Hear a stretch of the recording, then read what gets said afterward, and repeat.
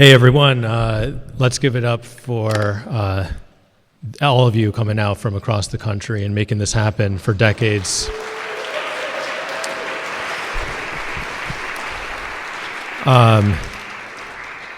Usually when I talk about this talk on Brassroots, democracy, brass band activism during Reconstruction-Era New Orleans, I usually start, sometimes it's with historians, sometimes it's at a public library, and usually I begin the talk with thinking about how important it is to take up public space in the battle against fascism then and now. And specifically, how brass bands are the perfect vehicle for announcing the people into the public space, protecting and celebrating their spirit of solidarity, ceremonializing resistance, and creating and sounding a world where many worlds fit. But I don't have to tell you that, because we're in the epicenter of where you have made that possible for decades. So thank you so much for your ability to create Brassroots activism and Brassroots solidarity and democracy over the past decades as we reach the final exciting chapter of the West. We're not sure if we're being renewed for a new season. So even though I'm starting in Reconstruction, which was I think, very tumultuous, very violent, but also a very exciting period immediately after the Civil War, where in many cases, in many state capitals across the South, not only was there African-American representation, but in some cases they had a majority of seats because the ex-Confederates were prevented from running for office. But I actually want to go back a little bit earlier than that to talk about the Maroon traditions that may have led to some of what Ed's going to be talking about later with Second Lining and Mardi Gras Indians, and Mardi Gras brass bands. So first I want to talk about, so what is this?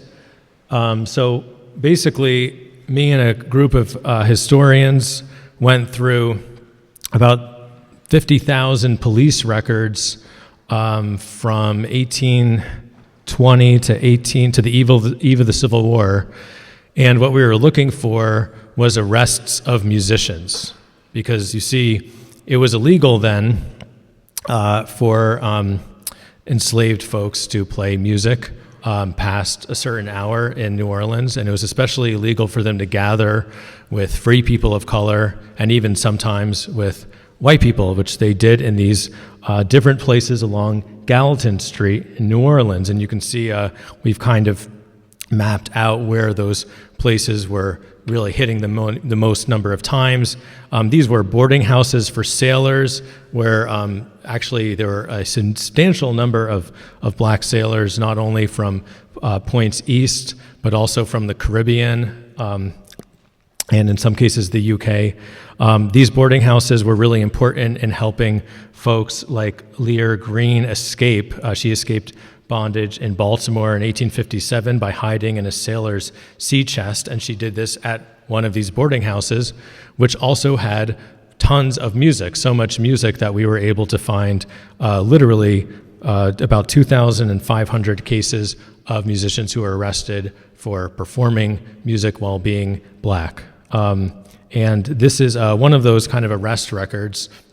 Most of the times you can see there's a huge presence in the New Orleans police. Was the first modern kind of militarized police force, not only in the United States, but quite possibly in the world. Set up exactly to prevent this kind of gathering, also fearful of a Haiti-style revolution, especially because many Haitian and Saint-Domingue enslaved people were forced to migrate to New Orleans by their enslavers during the Haitian Revolution. And in this record here, you can see a lot of horizontal lines. That's what most of them look like William Wallace on the left here. It'll say, okay, he was out drinking and he was causing a disturbance. It'll list their racial designation, if they were free or enslaved. And then we have this interesting one over here where you have these vertical columns. And they created a whole new system because these police officers were freaked out at what they saw. They found 60 musicians jamming in a swamp in the outskirts of New Orleans, and these were a combination of folks from the plantation regions around New Orleans. These were folks from Martinique and Haiti. These were sailors that were coming through. And you can actually see they go through a lot of effort to designate if they were libre, free, or enslaved. And they actually confiscated their musical instruments and they wrote them down because they were like, what is going on here? Now you might, if you hear if you have the image of what antebellum culture was like during this time, you might think banjos and fiddles and these types of things. And those do appear, but we also have 2 clarinets, a trombone, a violin. Okay, so what does that remind you of? Okay, I mean, we have the kind of foundation of brass band culture right here, taking up public space, creating an underground society where people could plot dreams of freedom, escape, and marriage right under the nose of the plantation order. And this was not the only instance. This was in August of 1837. And this is annotated. Alphonse Bourgeois and Cadichet Bonnet both played the clarinet. A man named Lafond played the trombone. Someone named Honoré played the violin. And then you have someone named Francois Theodore who played the drum and clarinet. Some of these people here they actually end up free. Like Alphonse Bourgeois, he was a free man of color of some means. He actually, and this is so horrible to even think like this, but he actually purchased Cadichet Bonnet and then freed him. And he must have met him in these clandestine jam sessions, okay? Later on, we've got another instance like this in 1838. Cadichet Bonnet, he's still playing, he's still going out. He's playing with a new guy named Moise McCarty, and someone else named Basile Bryan Jr., who's playing the trumpet. Interesting thing about Cadichet Bonnet is that he was born in Haiti on the eve of the revolution. He was forced to move to Cuba, and he was unable to enjoy his freedom as a result. He was kept as an enslaved person. We found him in a refugee census in Santiago de Cuba. Then he is sold to someone named the Barbier family. This is their estate in New Orleans, so he's then forced to move again. Then he is in another estate inventory in 1829. Now he's under the ownership. Now he's someone named Bonnet has purchased this clarinetist, and eventually, like I mentioned, he is finally freed by Alphonse Bourgeois. But really, he freed himself through his musical communication skills, right, and being part of this underground culture where new kinds of solidarity could be forged across caste and race and status lines. Okay, now I mentioned Basile Bryan. He was arrested with the trumpet, right? That was in 1838. And what's really interesting is that Basile Bryan, I'm going to skip this for a second, 23 years after participating in that clandestine jam session, Basile Bryan served in the 1st Louisiana Native Guards, also known as the Corps d'Afrique, for the Union Army after New Orleans was captured by Union troops during the Civil War. And not only did he serve in the Civil War to fight for black liberation, but he also became a Reconstruction politician. And he helped hash out the 1868 Constitution, which was described by the historian Rebecca Scott as the most radical state constitution the South had ever seen. And here he worked alongside all kinds of really important activists like Rodolphe Desdunes, who we're going to come back to in a second. Now, here's my question. Do we think that Basile Bryan, who developed a musical literacy and a kind of jam session culture in these maroon underground taverns and swamps, do we think that he stopped playing his trumpet during Reconstruction? Hell no, right?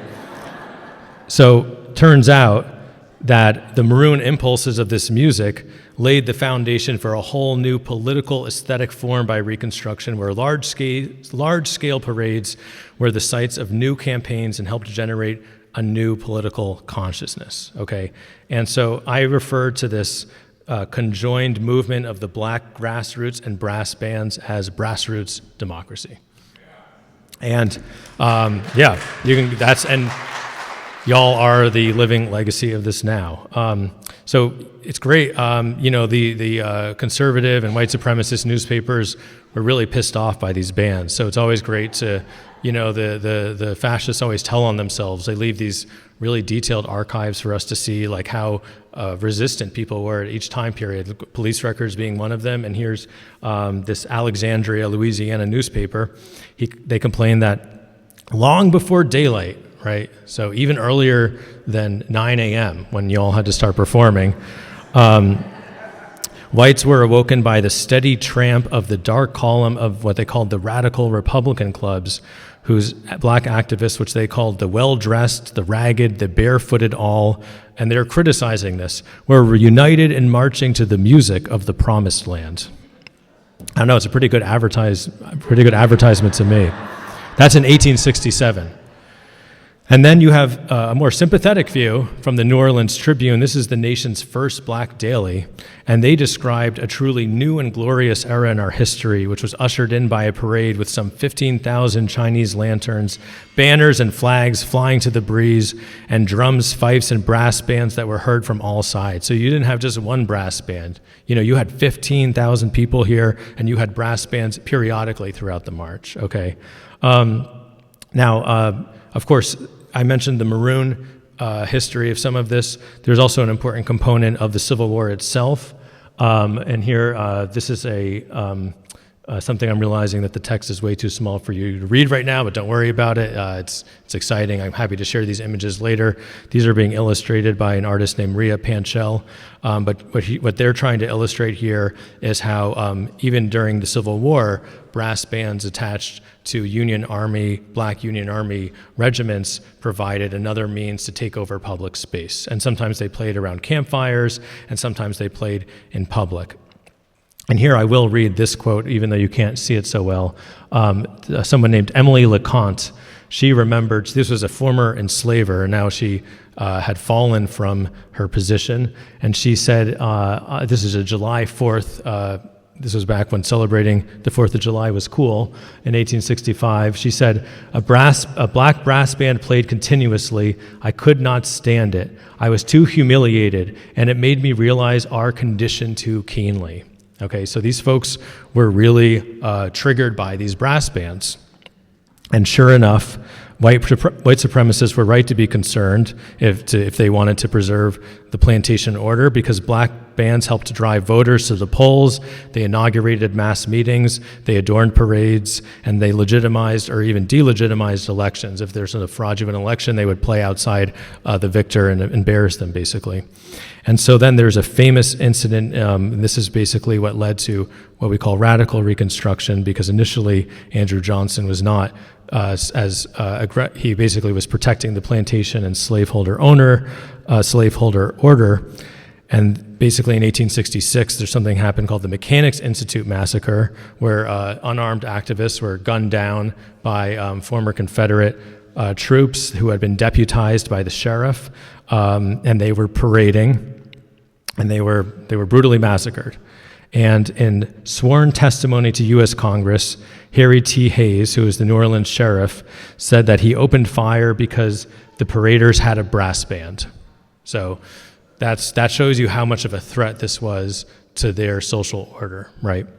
Now, Reconstruction, of course, gets overthrown. It had in New Orleans, it lasted a little bit longer than other places in the South, but about a decade of this experiment in really black progressive governance, black-led progressive governance that W.E.B. Du Bois and many others write about, but its legacies were not extinguished. So I mentioned someone named Rodolphe Desdunes. His son, his name is Daniel Desdunes, was one band leader who came of age during Reconstruction. Along with Buddy Bolden, he was considered one of the first musicians to incorporate swing or two-step into brass band processionals. So that swing feel wasn't initially in these brass band marches. And he was also a freedom rider. He was arrested for sitting in a segregated train car in 1892, a case which he won. Now, I mentioned that a lot of Haitians moved to New Orleans voluntarily and involuntarily during the Haitian Revolution.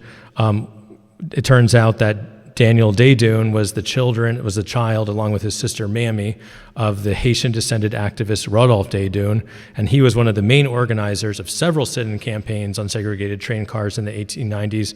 And interestingly enough, their uncle, Emile Daydoun, was an ambassador to Haiti, to the United States, and he encouraged black immigration back to Haiti. Members of the Daydoun family were actively connecting their Haitian heritage to their civil rights activism, and as an example as a decolonial maroon nation. And Daydoun himself incorporated a lot of Sinkio and Caribbean and Haitian rhythms in his work, like Happy Feelings Rag. So I could go on and on about some of these amazing connections between Reconstruction, brass bands, activism, the legacies of the Haitian Revolution. There's also a whole connection to Black Labor Day parades. Buddy Bolden, who was the next door neighbor of the leader of the Longshoremen's Union, whose name was E.S. Swan. These folks raised money via concerts that Buddy Bolden played, and Buddy Bolden himself had a lot of songs about the labor movement and the exploitation that dock workers faced under bosses such as Don't Go Away Nobody, which is literally about a corrupt boss that's not letting the dock workers get off the clock when they're scheduled to. There's also a connection between black unions and the black church. But I am afraid that I am out of time. I over and underprepared yet again. But I'm just basically getting things warmed up so we can connect what Ed's going to be talking about to the present.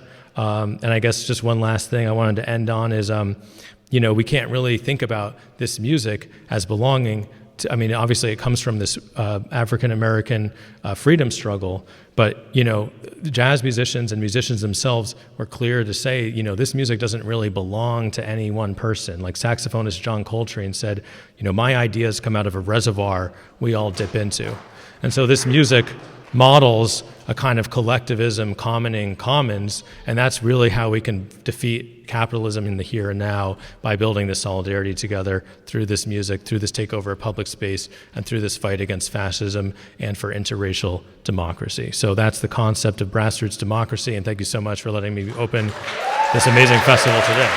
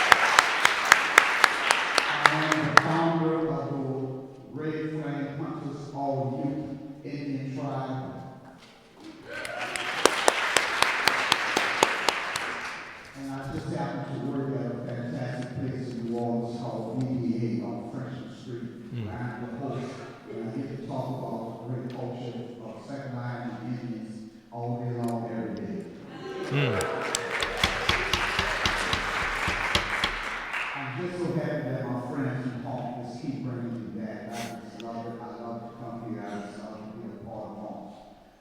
I think I just want to do today is I want to let you all be able to ask questions. Because we can talk about the history and stuff like that, but the struggle still is going on. Like last week, we were fighting with a bar owner at La Vachique. The bands would play on the corner in the evening there, trying to make their little money during the evening when they're down the road. And the owner just come out and want to fight the band members. It's still a struggle to get young men in the age group of 15 to 25 years old who's trying to learn how to play the music. There's nowhere to go practice, nowhere to go play. And so they learn to the street corners where we have traditionally done. Now, New Orleans has fixed the laws where you just can't play anywhere anymore. So the struggle still happens. The thing that gets me is that a lot of times around the world, people see the beauty and the pageantry of what we do.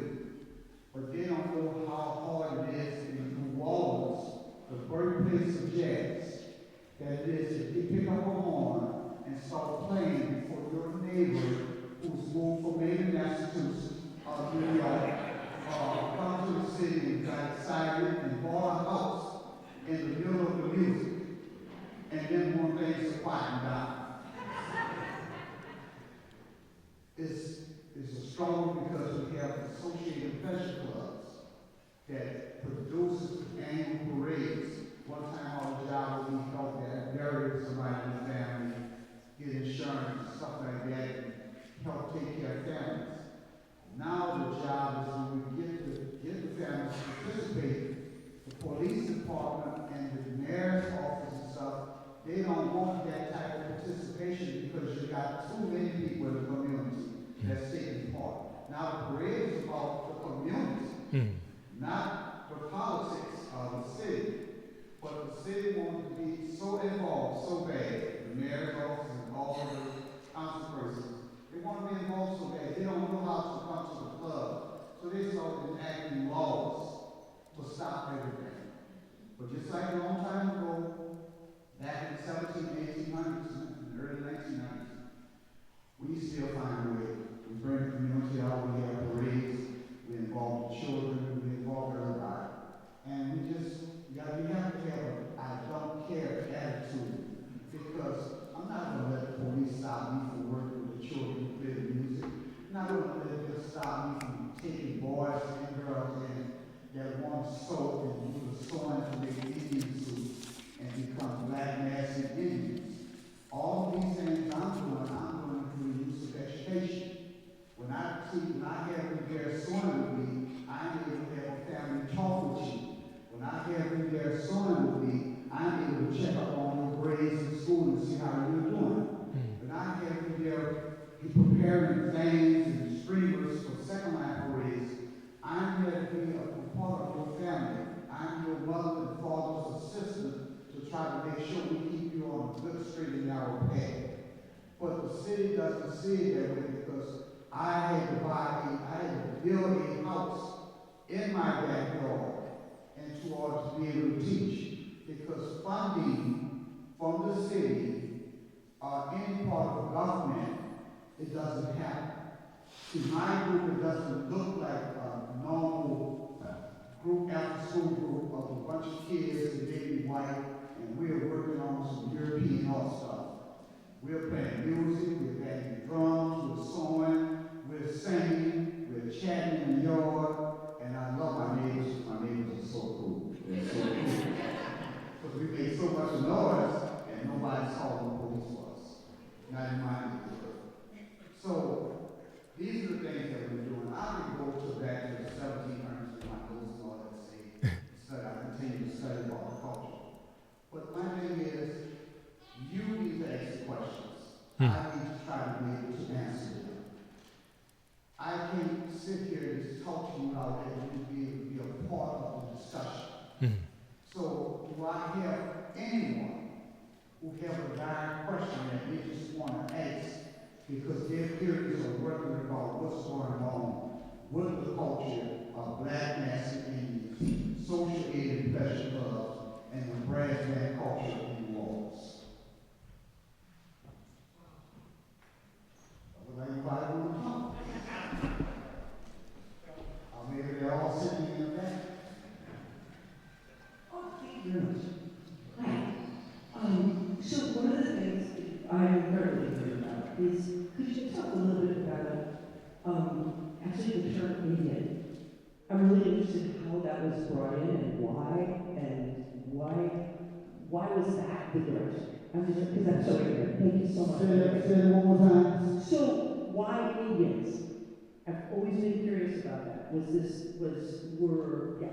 Well, Indians came about because as minorities, the Native American Indians would hire us before the slave masters would whoop and beat and kill one of us. So they were hired because we were running. And then the same thing happened with them when the same masters want to beat and whoop on them and cut feet and legs off for them. So we all started doing things together. And that built a bigger community was not going in Louisiana because they want all of us to stay separated. So we used each other, the Indians and the black community, we needed each other. And so we started sewing, black men started sewing, and started putting together suits, but we weren't invited to Mardi Gras. We weren't invited to take part. They wouldn't sell us beads, they would not sell us feathers, plumes, or anything that would make a suit. They would not sell it to us, so we had to go to the Bayou St. John, the Lake Pontchartrain, and places like that to get seashells and stuff like that that we could find on the ground that we could try to put a needle through it to take and sew it onto a piece of fabric. So that in itself, we just weren't invited, but we kept doing what we do, and some way the visitors and the tourists, they did more discovering us than the people at home. They liked the beauty of the suits and the elaborate designs of the suit. So the people started coming to see not just Mardi Gras, they wanted to see the Black Masked Indian. So you had to leave the area of Canal Street and Bourbon Street to go into the black community to see what the black community had to offer. Yes. Could you talk a little bit about the education of young people in music? Okay, this is how I go with the education part. In school, you get music classes. So you have to have good grades to stay in the bands and stuff like that. But outside of the school, then comes the education part of people going on the street corners with their friends who they go to school with or just neighbors, and you're playing on the street corners. So it's a different type of education from just the schoolhouse education, because now you're actually playing with some musicians who know how to read music. You're playing with some musicians who was picking it up by ear. So what I did with my organization, when I get you in my house or in the back area for the work, we'll work on the music, but also we'll talk about your education and what you're doing in school. A lot of times, young men especially don't think it's good to compete in the classroom. They take going to class and playing the music, it's like it's two different things, it's all in one. Because we need to educate you so you can promote and sell your own self and promote your own self where you can make your money. And we don't have to worry about the middleman taking your money or the industry taking your money. You have learned how to do the contracts and everything. So what I love about my job, where I work at, we actually take young musicians, we put them on stage on a weekend, and we train them. We let them learn how to perform. So to teach them how to perform is be able to still teach them how to take care of the money and everything else that you need to have, because you can blow your horn all day. But when you go to getting into the industry of wanting to make money, you need to know what you're doing. A lot of times these guys don't know what they're doing at all. That's why I love HONK here. The HONK Fest is an outlet for New Orleans young musicians. HONK brings numerous of young musicians over and over and over again to HONK. Give them an opportunity to play on the streets, to meet people, to see other musicians from other countries and play with them. You don't get that at home. We have all the greatest festivals in the world, but we don't have the greatest outlet for young people.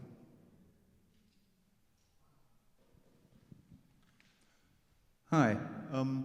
Could you explain what the objects up here are for? I suspect it has to do with costume. You know, I shouldn't even be showing y'all that. Excuse me. Mardi Gras has not come yet.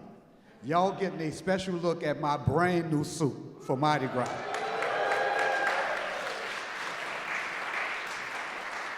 I got all of these pieces that I'm sewing, and my friend Kathy, she helps me sew along with Nicole. And we're sewing these designs. I'm putting together all of these designs. I'm going to put together a bad suit. Oh, a bad. I plan on this being my actual last suit I make. I'm not going to make another suit. I've gotten old, and my body can't carry all of them beads. It'd be almost 175 pounds of weight.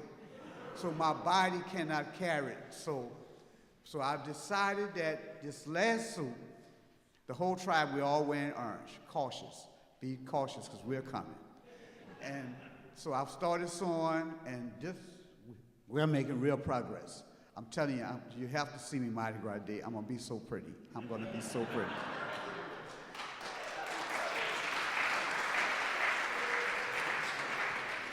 Yeah, sure. And we have some images of the associated pleasure clubs and the children and stuff that like we work with and everything. What your question is, man? Yeah, you. My question is, it sounds like you have a focus on talking about Brooklyn and kind of that demographic and reaching out to them in particular. I was curious, how did you find that kind of point of focus, and why are you particularly kind of concerned about that? Well, I used to be the executive director for a company called the Porch 7 Ward Art Company. And I used to be the executive director. And so I would be sitting in the building doing a little paperwork, signing off on different art projects and stuff like that. And the neighbors, the old neighbors, the ladies in the 7 Ward community, they start complaining about young men running in their backyards and climbing on top of their houses, running behind chickens. So we have a lot of wild chickens in the 7 and 8 Ward and 6 Ward. And so those chickens be running, the young kids, they be trying to catch the chickens, which some of the young men were some of the best chicken catchers I had ever seen. But I needed to do something to help the old ladies. And I brought the boys to football, I brought them to basketball, I brought them everywhere trying to do all of this stuff that I thought would be work. And one day, nothing was working. So one day I just asked them, I said, y'all want to be Black Mask Indians? Y'all want to be ready for Mardi Gras? And now I got a big yes out of them. So what that helped me do was get them in a room, teach them how to sew, but then I started getting the family part from them, what's going on at home and stuff like that, and finding out some kids' parents had drug problems, some kids' parents couldn't put a meal on the table.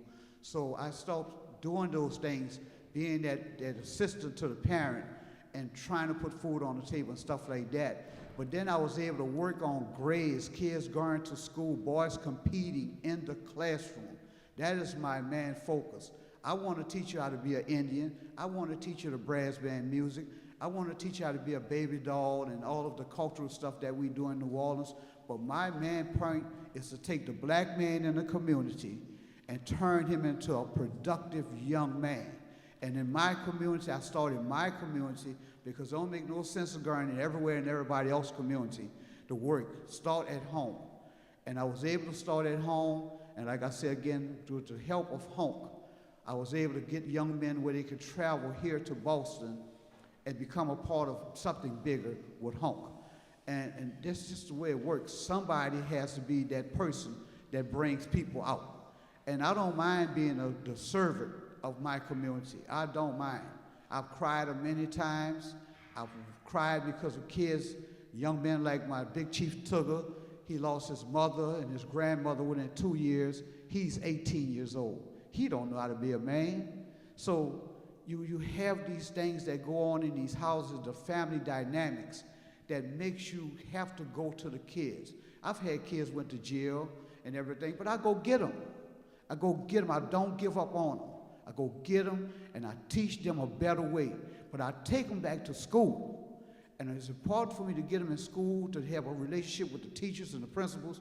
A lot of times kids get in trouble that's not even working with me, but the people call me up, say, Mr. Ed, could you talk to such and such a person? And I'll be like, oh yeah, I know him, you know. And we talk, and then all of a sudden that he's being the right way at school. So teachers and principals call me up. And I don't think I'm doing nothing special. I'm just telling that kid, look, it's important you get your education because you will be broke. I don't tell them no lie. You will be the guy standing at the grocery store asking for quarters and dollars, or you'll be on the corner with your sign trying to solicit people for money. The best way to do all of this to take care of your business now is through your education.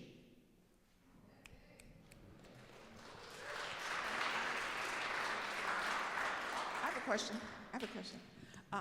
When I was at Xavier in New Orleans, they took us to a museum where I saw Indian costumes.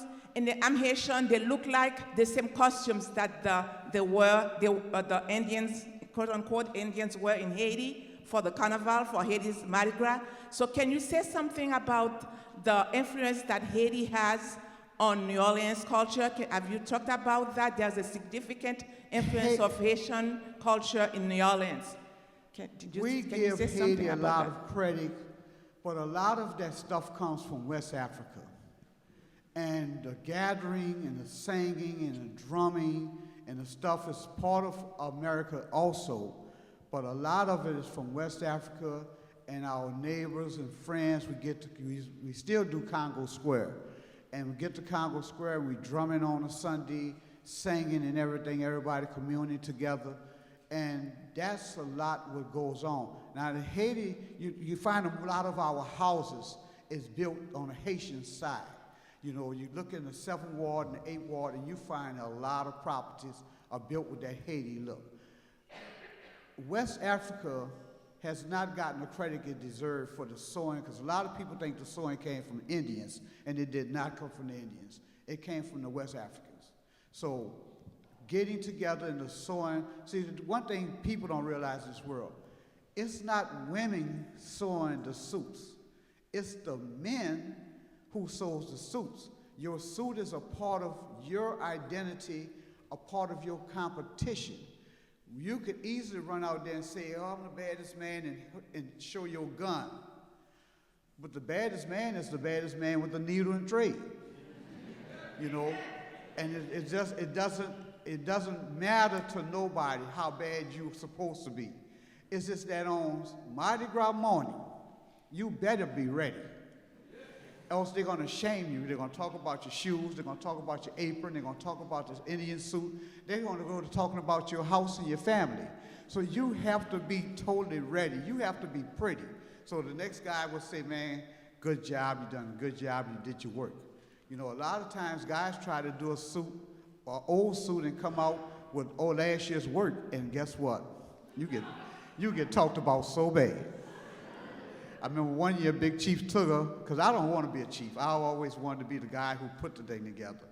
And Big Chief Tugger came out, he didn't do no work, didn't try hard or nothing, but he had his first baby and had his first girlfriend good, and just had a baby. So I knew this was going to come, and he didn't put no work. Boy, the other chief, I think it was the chief of the Mighty Graham Hunters. Boy, Chief Pye talked about Tugger so bad, and I'm with Tugger, and he talked about him so bad, I said, Lord, I can't take this. I was trying to turn my back. And when he talked about his shoes, he had a piece on his shoes at all. Boy, I inside, I'm crying and laughing at the same time, but he had him right. And the thing is, the fun is the culture. It's the needle and the thread, just like with the music. If you're a trumpet player, you better go home and practice, because they got guys like Carmen Ruffin, and before Carmen Ruffin, they got other guys that can come before them. Them guys can play. So you coming out there, it ain't gonna get it. You better go inside and practice. I remember I had a band director, he had a bell-eye mallet. If you didn't have your music lessons worked on and learned how to read that music, man, he would bust your butt with the bell-eye mallet, oh my goodness. But we had the best junior high band in the state. We were the best. We were the best concert band in the state. Sometimes discipline, you have to have this, you don't want to whip on the children no more, but you have to have disciplinary measures that you can use to get that child to work. And a lot of times, just your friends embarrassing you will get you to go home and work harder on your craft.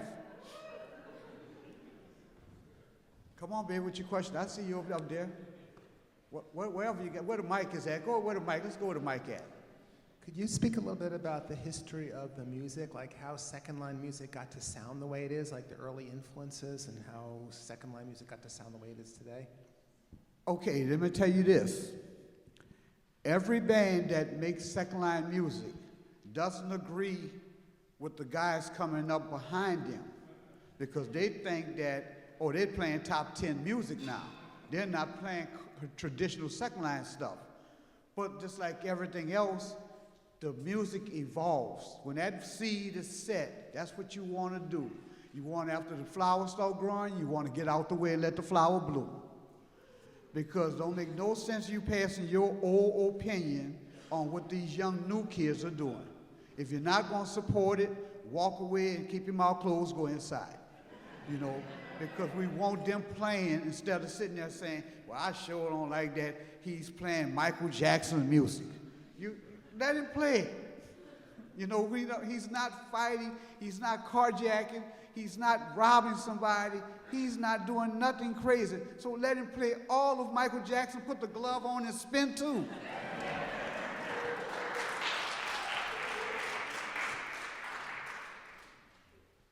Come on, you right there. Hi. Go ahead, bro. I think I'm next. Do young women have similar opportunities to learn music? Say that again. Do young women have similar opportunities to learn music? Oh, baby, you haven't heard about the Pennett's Brass Band? I think I know the HONK Pennett's. has bought them there. We got women that plays music. We got, I'm gonna tell you this here. It sounds like the men is doing everything, but that backbone is there. That woman is somewhere in the background. She is somewhere, she is either picking up the pieces, sewing some pieces when you can't sew, when your fingers are hurting, and you can't push another needle through the canvas or the cardboard. She is back there helping you. And everything that happens in life, believe this, ma'am, women are so very much most important to what's going on. That man don't have all that drive. Yeah. It takes that woman to wake him up and tell him, come on, baby, you got to get yourself together. I was just wondering if there are after-school programs like you offer for the guys. They got some copy programs that they're trying to do now around the city. I pretty much was the first out there wanting to put together a youth tribe and put together youth brass bands and stuff like that and take them on the road. So now you got a lot of people that's trying to do what I started out doing. The thing is that people don't know, I will endure through bullshit all day. I will walk through it because my focus is this here. I live in the 7th Ward. When the United States of America take their crime stats of murders for the year, at one point I was living in the most dangerous community in all of America. People don't hear that. The most dangerous community in all of America. Our sons and daughters were dying. They were 16, 15, babies getting shot through the window. You have that in that 7th Ward. But to be able to do what I do, walk around, I had an old green truck, drive around, pick up kids, bring them somewhere safe and give them a safe way out. Everybody wasn't doing that. A lot of people was afraid of the youth.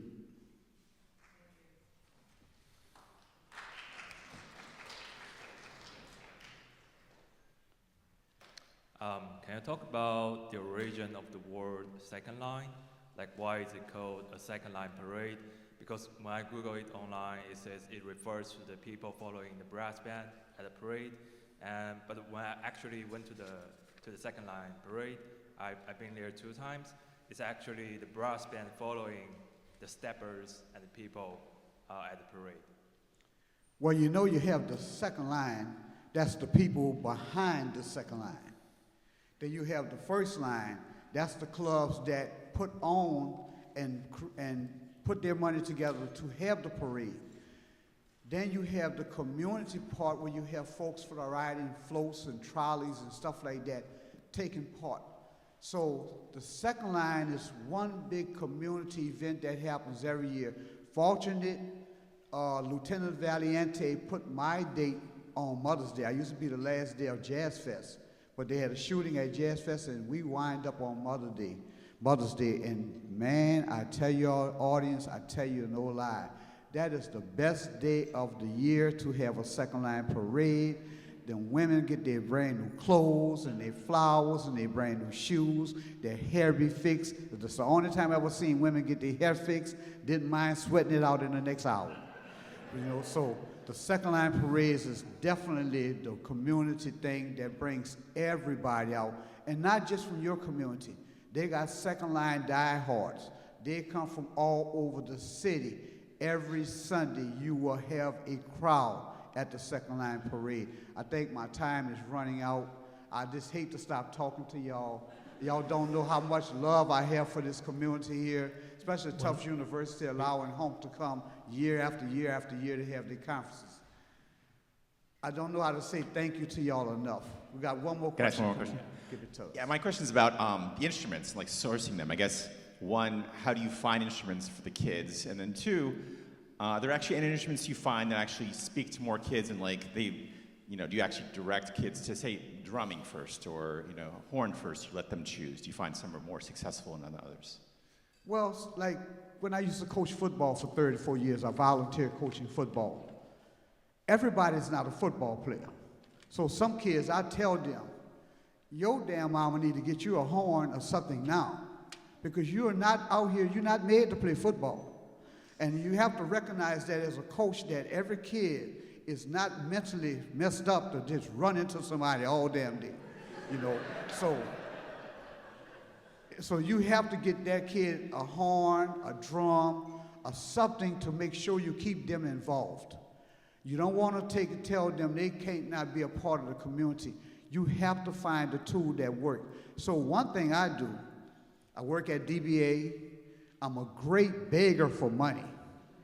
And I will call friends. I would have a chat list, and I will call all of them friends on that list, and I'll call all them friends, and I'll get money. And I have these friends at the Universal Unitarian Church in my community. They love to help me a lot, and I get those folks. We'll buy the tuba, the drums, the horns. We'll buy everything. Long as you're going to do what's right and try to play that horn and that drum, we're going to support you. We're going to buy everything. And Mr. Ed, I'll tell you something. I lost a wife. I got divorced, and I mean, I lost a son during all of the struggle with the kids. My son got killed on the street. Man was a junior in college, and I mean, you're a part of your community, and the things that happen in the community can happen to you. It's just that my drive, I know there's a better day for the next young man or young lady. I am fighting for that day. Everybody's not a murderer, a carjacker, a killer, a thief, or none of that. Everybody's not that. And in all races of life, just like with the new Mexican kids we have in our community, I want everybody to come to my house. I believe I have something for everyone. Just come over, we start the conversation, we will find something for you to do. I love people, and I have no thing on color. I don't look at you as a person that's white or Indian or black. I don't look at all that. I want to know what's in that heart and what you want to do. I know I done went far over my time. I done turned my head away from the producers. Y'all.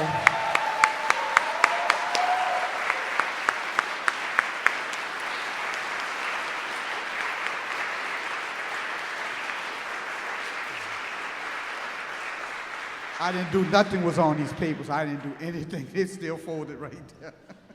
That's all the time. Every time I do a conference, that's all the time. Y'all be blessed. Let's enjoy HONK this year. Let's have our best time at HONK 20.